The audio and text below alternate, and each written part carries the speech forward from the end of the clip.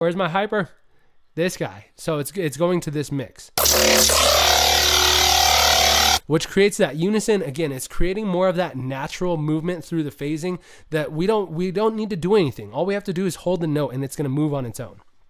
So now we've got that, let's go through and look at these LFOs, because this is where a good, literally almost all of the rest of the motion comes from this, from these three LFOs. LFO 1 is going to be rooted to the levels, and I believe to the cutoff. Yeah, cool, to the cutoff. So when we activate these, you can see them all light up. Boom, boom, boom, boom. The key thing about LFO 1 that makes it unique and really makes it fun, and this is something I hope you guys utilize later, is this delay right here. So what the delay is actually going to do is it's actually going to wait and delay the start of that LFO motion, whether it be a 16th note, 30-second note. I mean, for me, I have it set to a half note. That way it gives the envelopes from 2 and 3 enough time to do the motion that they need to, and then it comes in and starts doing its job in creating the motion. So it's set to a half count delay. That way you can hear the motion from envelope 2 and 3, but then this kicks in and creates a little bit more motion after the fact.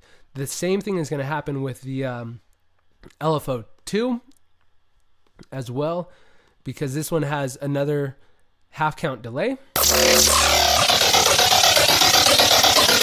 Again, just creating more motion. LFO 3 is the different one. This is the one that is set to be an envelope, so it's going to act like, essentially it's going to be envelope 4 for us. And the goal with that is to have another one shot, and I just wanted a little bit more motion. I just felt like I could do a little bit more. And this came from me experimenting and messing and playing with all of these different little modules that I could to see which kind of sound I liked in terms of the motion. That one is so subtle that you probably wouldn't have noticed it unless I showed you guys it in isolation. But versus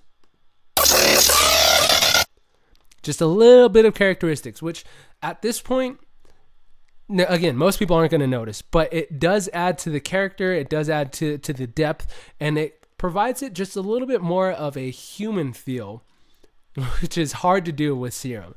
So now that we've got that set up, let's go through these macros, because I know that was a big portion as to what you guys were asking about and how they get set. So for me, one of the big things that you want to keep in mind is the macro is designed to act as a catalyst for something that's already being used or being done.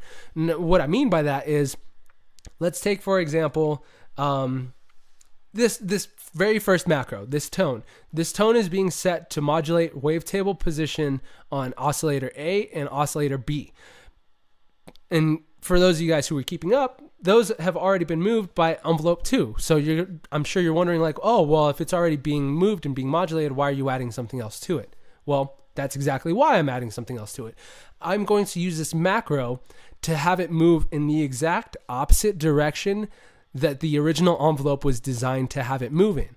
The goal with that is to create a dynamic sound between option A, which is nil at 0, and option B, which is at 128, aka 100%, so that as a designer, as somebody who is going to just open this up and start playing with it, you can have options to immediately go from 1 preset to 2, 3, 4, 5, 6, 7, 8, and then you have all these different variations in between where you can start to play and have fun and really characterize that sound to how you want it.